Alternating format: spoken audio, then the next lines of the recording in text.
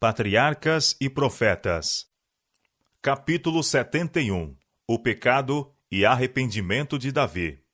A Bíblia tem pouco a dizer em louvor ao homem. Pouco espaço é concedido para se narrarem as virtudes, mesmo dos melhores homens que já viveram. Este silêncio não é sem motivo. Não é destituído de ensinos. Todas as boas qualidades que os homens possuem são dom de Deus.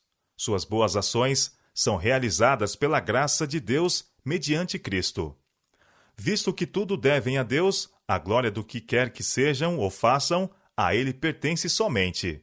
Não são senão instrumentos em suas mãos. Mais que isto, conforme ensinam todas as lições da história bíblica, é coisa perigosa louvar ou exaltar o homem.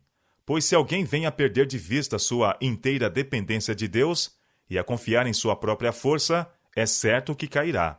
O homem está a lutar com adversários mais fortes do que ele. Não temos que lutar contra a carne e o sangue, mas sim contra os principados, contra as potestades, contra os príncipes das trevas deste século, contra as hostes espirituais da maldade nos lugares celestiais. Efésios capítulo 6, verso 12. É impossível a nós, em nossa própria força, sustentar o conflito. E o que quer que desvie de Deus a mente, o que quer que leve à exaltação própria ou presunção, está certamente a preparar o caminho para a nossa derrota. O conteúdo da Bíblia visa inculcar desconfiança na força humana e acoroçoar a confiança no poder divino. Foi o espírito de confiança e exaltação próprias o que preparou o caminho para a queda de Davi. A lisonja e as sutis atrações do poderio e do luxo não deixaram de ter efeito sobre ele. Relações com as nações circunjacentes também exerceram influência para o mal. Segundo o costume que prevalecia entre os governantes orientais, crimes que não seriam tolerados nos súditos não eram condenados no rei. O monarca não tinha o dever de observar as mesmas restrições que os súditos. Tudo isto tendia para diminuir o senso de Davi em relação à excessiva malignidade do pecado. E em vez de confiar humildemente no poder de Jeová, começou a confiar em sua própria sabedoria e poder. Logo que Satanás consiga separar de Deus a alma, única fonte de força, procurará ele despertar os desejos impuros da natureza carnal do homem. A obra do inimigo não é feita abruptamente. Não é, ao princípio, súbita e surpreendente. É uma ação secreta de minar as fortalezas dos princípios. Começa em coisas aparentemente pequenas. Negligência de ser fiel a Deus e de confiar inteiramente nele. Disposição para seguir costumes e práticas do mundo. Antes da conclusão da guerra com os amonitas, Davi, deixando a direção do exército a Joabe, voltou a Jerusalém. Os sírios já se haviam submetido a Israel, e a subversão total dos amonitas parecia certa. Davi estava cercado dos frutos da vitória e de honras pelo seu governo sábio e hábil. Foi agora, quando estava à vontade e desprevenido, que o tentador aproveitou a oportunidade para lhe ocupar a mente. O fato de haver Deus tomado a Davi em ligação tão íntima com ele e de ter para com ele, Davi, manifestado tão grande favor, dever-lhe-ia ter sido o mais forte incentivo para conservar irrepreensível o seu caráter. Mas, quando em sua comodidade e segurança perdeu seu apego a Deus, Davi rendeu-se a Satanás e trouxe sobre sua alma a mancha do crime. Ele, o chefe da nação, indicado pelo céu, escolhido por Deus para executar sua lei, ele próprio pisou os seus preceitos. Aquele que deveria ter sido um terror aos malfeitores, pelo seu próprio ato, lhes fortaleceu as mãos. Entre os perigos da primeira parte de sua vida, Davi, consciente de sua integridade, podia confiar o seu caso a Deus. A mão do Senhor o havia conduzido com segurança através das inúmeras ciladas que tinham sido postas para seus pés. Mas agora, culpado e não arrependido, não rogava auxílio e guia do céu, mas procurava desvencilhar-se dos perigos em que o pecado o envolvera. Batseba, cuja beleza fatal se havia mostrado uma cilada ao rei, era a esposa de Urias, o heteu, um dos mais corajosos e fiéis oficiais de Davi. Ninguém poderia prever qual seria o resultado se o crime fosse conhecido. A lei de Deus declarava réu de morte o adúltero, e o soldado de espírito orgulhoso, tão vergonhosamente ofendido, poderia vingar-se tirando a vida do rei ou provocando a nação à revolta. Todo o esforço que Davi fez para esconder seu crime se mostrou inútil. Ele havia se entregado ao poder de Satanás. O perigo o rodeava. A desonra, mais amarga do que a morte, estava diante dele. Não havia senão um meio para escapar, e em seu desespero apressou-se a acrescentar o assassínio ao adultério. Aquele que tinha tramado a destruição de Saul procurava levar Davi também à ruína. Embora as tentações fossem diversas, levavam semelhantemente à transgressão da lei divina. Davi raciocinou que, se Urias fosse morto pela mão de inimigos na batalha, a culpa de sua morte não poderia ser atribuída ao rei. Batseba estaria livre para ser a esposa de Davi. As suspeitas poderiam ser removidas e mantida seria a honra real. Urias foi feito portador de sua própria ordem de morte. Uma carta, enviada pela sua mão a Joabe, da parte do rei, ordenava: Ponde Urias na frente da maior força da peleja, e retirai-vos de detrás dele, para que seja ferido e morra. Joabe, já manchado com o crime de um afrontoso assassínio, não hesitou em obedecer às instruções do rei, e Urias tombou pela espada dos filhos de Amon. Até ali, o registro de Davi como governante fora tal como poucos monarcas já o tiveram. Está escrito a respeito dele que julgava e fazia justiça a todo o seu povo. Sua integridade conquistara a confiança e lealdade da nação, mas, afastando-se ele de Deus e entregando-se ao maligno, tornou-se, durante aquele tempo, agente de Satanás. Contudo, ainda mantinha a posição e autoridade que Deus lhe dera, e por causa disto, exigiu obediência que poria em perigo a alma daquele que a ela se rendesse. E Joabe, cuja fidelidade fora protestada ao rei, em vez de a Deus, transgrediu a lei de Deus, porque o rei o ordenara. O poder de Davi fora a ele dado por Deus, mas para ser exercido apenas de acordo com a lei divina. Ordenando ele o que era contrário à lei de Deus, tornava-se pecado obedecer. As potestades que há foram ordenadas por Deus, mas não devemos obedecer-lhes contrariamente à lei de Deus. O apóstolo Paulo, escrevendo aos gentios, expõe o princípio pelo qual devemos ser governados. Diz ele: Sede meus imitadores, como também eu de Cristo. 1 Coríntios capítulo 11, verso 1. Um relatório sobre a execução de sua ordem foi enviado a Davi, mas tão cuidadosamente enunciado que não comprometia nem Joabe, nem ao rei. Joabe deu ordem ao mensageiro dizendo: Acabando tu de contar ao rei todo o sucesso desta peleja, e sucedendo que o rei se encolerize, então dirás: Também morreu teu servo Urias, o heteu. E foi o mensageiro, e entrou e fez saber a Davi tudo, para que Joabe o enviara. A resposta do rei foi: Assim dirás a Joabe: Não te pareça isto mal aos teus olhos, pois a espada tanto consome este como aquele. Esforça a tua peleja contra a cidade, e a derrota. Batseba observou os dias usuais de lamentação por seu marido, e, no seu final, enviou Davi e a recolheu em sua casa, e lhe foi por mulher. Aquele cuja delicada consciência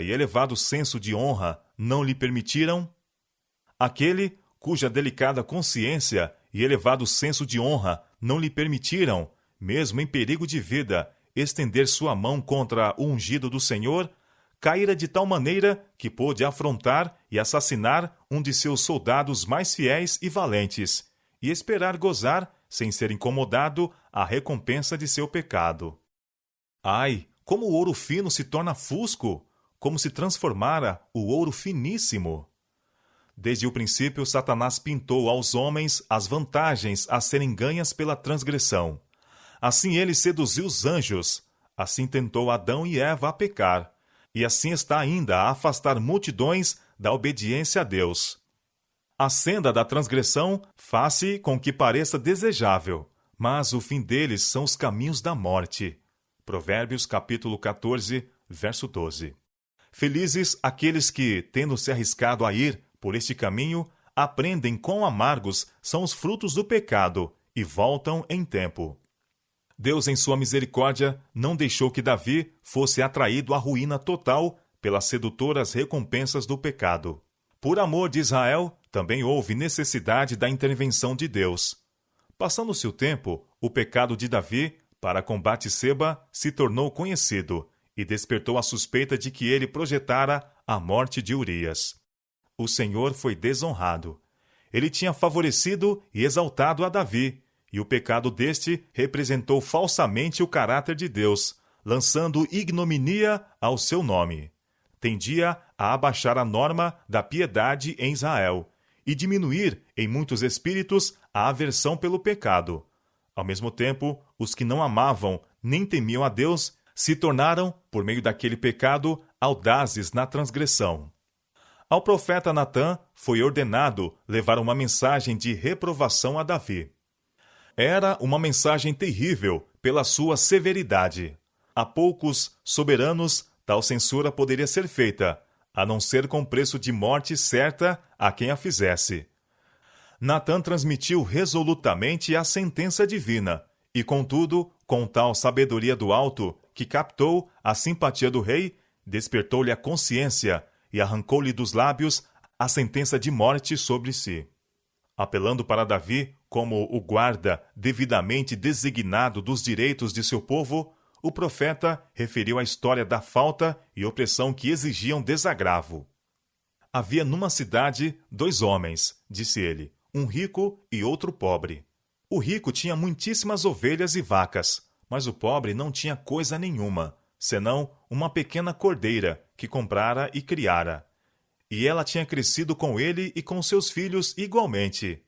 Do seu bocado comia, e do seu copo bebia, e dormia em seu regaço, e a tinha como filha.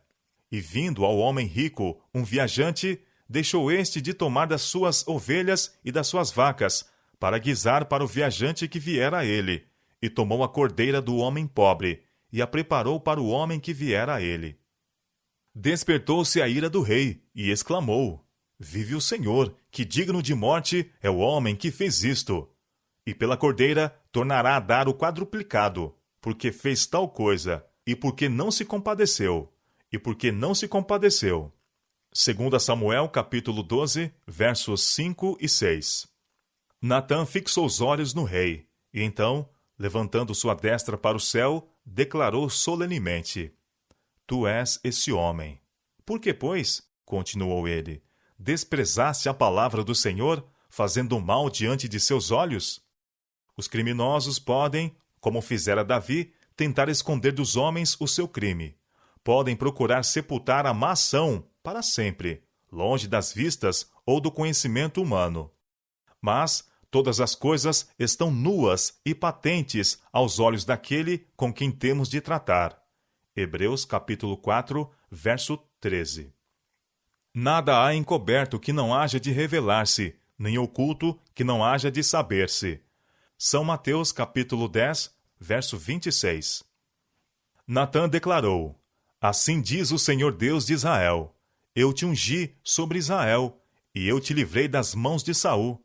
Por que, pois, desprezaste a palavra do Senhor, fazendo mal diante de seus olhos? A Urias, o heteu, feriste à espada, e a sua mulher tomaste por tua mulher, e a ele mataste com a espada dos filhos de Amon. Agora, pois, não se apartará a espada jamais da tua casa. Eis que suscitarei da tua mesma casa o mal sobre ti, e tomarei tuas mulheres perante os teus olhos, e as darei a teu próximo. Porque tu o fizeste em oculto, mas eu farei este negócio perante todo Israel e perante o sol. A censura do profeta tocou o coração de Davi, despertou-lhe a consciência. Seu crime apareceu em toda a sua enormidade. Sua alma curvou-se arrependida diante de Deus. Com lábios trêmulos, ele disse: Pequei contra o Senhor. Todo o mal feito a outrem reflete do ofendido para Deus. Davi cometera um grave pecado, tanto para com Urias como para Batseba, e intensamente o sentia. Mas infinitamente maior era seu pecado contra Deus. Posto que não se encontrasse ninguém em Israel para executar a sentença de morte sobre o ungido do Senhor, Davi estremecia, com o receio de que, estando em falta e não perdoado, fosse ele suprimido pelo rápido juízo de Deus. Mas foi-lhe enviada a mensagem pelo profeta: também o Senhor traspassou o teu pecado, não morrerás. Todavia, a justiça deveria ser mantida. A sentença de morte foi transferida de Davi à criança de seu pecado. Assim ao rei foi dada oportunidade para o arrependimento, conquanto, para ele, o sofrimento e a morte da criança, como parte de seu castigo, foram muito mais amargos do que poderia ter sido sua própria morte. Disse o profeta: porquanto, com este feito, deste lugar sobremaneira a que os inimigos do Senhor blasfemem. Também o filho que te nasceu certamente morrerá. Quando seu filho foi atacado pela moléstia, Davi, com jejum e profunda humilhação, rogou pela sua vida. Retirou as vestes reais, depôs a coroa, e noite após noite jazia prostrado em terra, intercedendo, com a dor de um coração quebrantado, pelo inocente que sofria por culpa dele. Os anciãos da sua casa se levantaram e foram a ele, para o levantar da terra. Porém, ele não quis. Muitas vezes, quando foram pronunciados juízos sobre pessoas ou cidades, a humilhação e o arrependimento desviaram o golpe. E aquele que é sempre misericordioso, pronto a perdoar, enviara mensageiros de paz. Animado com esse pensamento, Davi perseverou em sua súplica, enquanto a criança foi poupada em vida. Sabendo que era morta, silenciosamente submeteu-se ao decreto de Deus. O primeiro golpe fora desferido, naquela retribuição que ele próprio declarara justa. Mas Davi, confiando na misericórdia de Deus, não ficou sem consolação. Muitíssimas pessoas, lendo a história da queda de Davi, têm perguntado: por que se faz público tal registro? Por que achou Deus conveniente patentear ao mundo este negro episódio da vida de quem fora tão grandemente honrado pelo céu? O profeta, em sua reprovação a Davi, declarou com relação ao seu pecado: com este feito, deste lugar sobremaneira a que os inimigos do Senhor blasfemem. Através de gerações sucessivas, os incrédulos têm apontado para o caráter de Davi, que traz esta negra mancha, e exclamado com triunfo e escárnio: este é o homem, segundo o coração de Deus. Assim foi trazido o opróbrio à religião. Deus e sua palavra foram blasfemados. Almas se endureceram na incredulidade, e muitos, sob um manto de piedade, se tornaram audazes no pecado. Mas a história de Davi não fornece defesa ao pecado. Era quando ele andava no conselho de Deus que era chamado homem segundo o coração de Deus. Pecando, isto cessou de ser verdade com relação a ele, até que pelo arrependimento voltasse ao Senhor. A palavra de Deus compreensivelmente declara: esta coisa que Davi fez pareceu mal aos olhos do Senhor. 2 Samuel, capítulo 11, verso 27. E o Senhor disse a Davi pelo profeta: por que, pois, desprezaste a palavra do Senhor, fazendo mal diante de seus olhos? Agora, pois, não se apartará a espada jamais da tua casa, porquanto me desprezaste. Embora Davi se arrependesse de seu pecado e fosse perdoado e aceito pelo Senhor, ceifou a messe funesta da semente que ele próprio semeara. Os juízos sobre ele e sua casa testificam da aversão de Deus ao pecado. Até ali, a providência de Deus tinha preservado a Davi contra todas as conspirações de seus inimigos, e fora diretamente exercida para restringir a Saul. A transgressão de Davi mudou, porém, sua relação para com Deus. O Senhor, de nenhuma maneira, pode sancionar a iniquidade. Ele não podia exercer seu poder para proteger a Davi dos resultados de seu pecado, como o protegera da inimizade de Saul. Houve uma grande mudança no próprio Davi. Ele ficou quebrantado em espírito pela consciência de seu pecado e de seus resultados que teriam grande alcance. Sentiu-se humilhado aos olhos de seus súditos. Sua influência se enfraqueceu. Até ali sua prosperidade fora atribuída à sua conscienciosa obediência aos mandamentos do Senhor. Mas agora, seus súditos, tendo conhecimento de seu pecado, seriam levados a pecar mais livremente. Sua autoridade em sua própria casa, o direito ao respeito e à obediência de seus filhos enfraqueceram. Uma intuição de sua culpa conservava-o silencioso quando ele teria condenado o pecado. Tornava fraco seu braço para executar justiça em sua casa. Seu mau exemplo exerceu influência sobre seus filhos, e Deus não interviria para impedir o resultado. Ele permitiria que as coisas tomassem seu curso natural, e assim Davi foi severamente castigado. Durante um ano inteiro, após sua queda, Davi viveu em aparente segurança. Não havia prova externa do desagrado de Deus, mas a sentença divina pairava sobre ele. Rápida e certamente aproximava-se um dia de juízo e condenação, o qual nenhum arrependimento poderia desviar, de angústia e vergonha que entenebreceriam toda a sua vida terrestre. Aqueles que, apontando para o exemplo de Davi, procuram diminuir a culpa de seus próprios pecados, deveriam aprender do registro bíblico que duro é o caminho da transgressão. Embora semelhantes a Davi se desviem de sua má conduta, achar-se-á que os resultados do pecado, mesmo nesta vida, são amargos e duros para se suportarem. Era intuito de Deus que a história da queda de Davi servisse como advertência de que mesmo os que ele abençoou e favoreceu grandemente não se devem sentir livres de perigo e negligenciar a vigilância e a oração. E isso tem feito esta história aqueles que humildemente têm procurado aprender a lição que Deus tencionava dar. De geração em geração, milhares têm sido levados a compenetrar-se do perigo que correm em virtude do poder do tentador. A queda de Davi, que foi tão grandemente honrado pelo Senhor, despertou neles desconfiança do próprio eu. Sentiram que apenas Deus os poderia guardar pelo seu poder mediante a fé. Sabendo que nele estavam sua força e segurança, recearam dar o primeiro passo no terreno de Satanás. Mesmo antes que a sentença divina fosse pronunciada contra Davi, começara ele a colher o fruto da transgressão. Sua consciência estava inquieta. A aflição de espírito, que então suportava, é apresentada no Salmo 32. Diz ele: Bem-aventurado aquele cuja transgressão é perdoada, e cujo pecado é coberto. Bem-aventurado o homem a quem o Senhor não imputa a maldade, e em cujo espírito não há engano. Enquanto eu me calei, envelheceram os meus ossos, pelo meu bramido em todo o dia, porque de dia e de noite a tua mão pesava sobre mim. O meu humor se tornou em sequidão de estio. Salmo, capítulo 32, versos 1 a 4.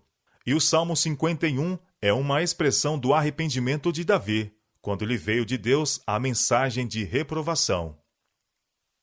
Tem misericórdia de mim, ó Deus, segundo a tua benignidade. Apaga as minhas transgressões, segundo a multidão das tuas misericórdias. Lava-me completamente da minha iniquidade e purifica-me do meu pecado, porque eu conheço as minhas transgressões e o meu pecado está sempre diante de mim. Purifica-me com hisopo e ficarei puro. Lava-me e ficarei mais alvo do que a neve. Faze-me ouvir júbilo e alegria, para que gozem os ossos que tu quebraste. Esconde a tua face dos meus pecados e apaga todas as minhas iniquidades. Cria em mim, ó Deus, um coração puro e renova em mim um espírito reto.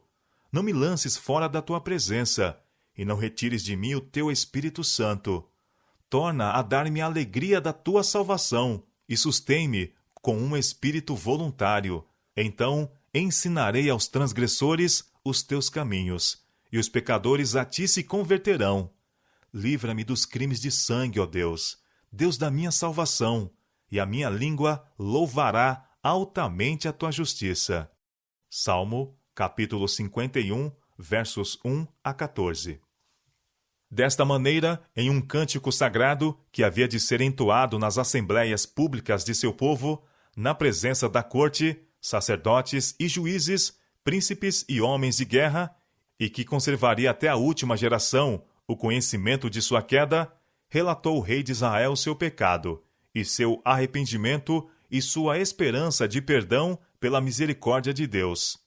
Em vez de se esforçar para ocultar seu crime, desejou que outros pudessem instruir-se pela triste história de sua queda. O arrependimento de Davi foi sincero e profundo. Não houve esforço para atenuar seu delito. Nenhum desejo de escapar dos juízos ameaçados inspirou sua oração. Viu, porém, a enormidade de sua transgressão contra Deus. Viu a contaminação de sua alma. Repugnou-lhe seu pecado. Não era unicamente pelo perdão que ele orava, mas pela pureza de coração. Davi não abandonou a luta em desespero. Nas promessas de Deus aos pecadores arrependidos, via a prova de seu perdão e aceitação. Porque não te comprases em sacrifícios, senão eu os daria. Tu não te deleitas em holocaustos. Os sacrifícios para Deus são o espírito quebrantado.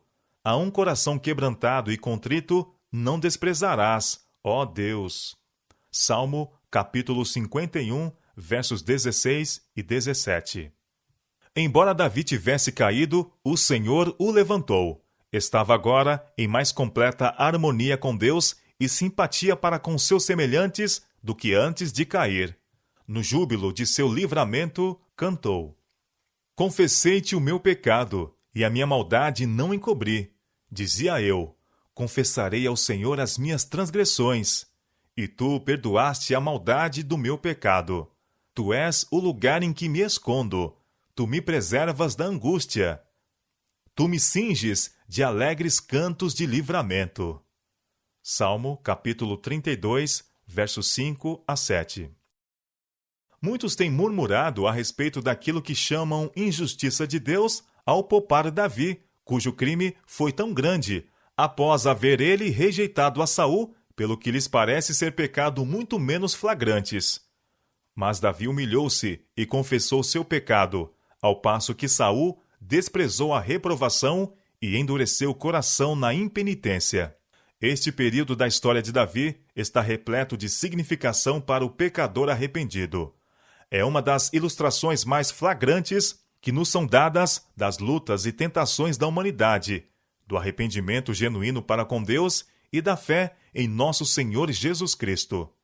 Durante todos os séculos, tem se mostrado uma fonte de animação às almas que, tendo caído em pecado, achavam-se a lutar sobre o fardo de sua culpa. Milhares de filhos de Deus, quando traídos pelo pecado e prontos a entregar-se ao desespero, têm se lembrado como o arrependimento e confissão sincera de Davi foram aceitos por Deus, não obstante sofrer ele pela sua transgressão. E estes também se revestiram de coragem para arrepender-se e procurar novamente andar no caminho dos mandamentos de Deus. Quem quer que, sob a reprovação de Deus, humilhe a alma com confissão e arrependimento, como fez Davi, pode estar certo de que há esperança para ele. Quem quer que com fé aceite as promessas de Deus, encontrará perdão.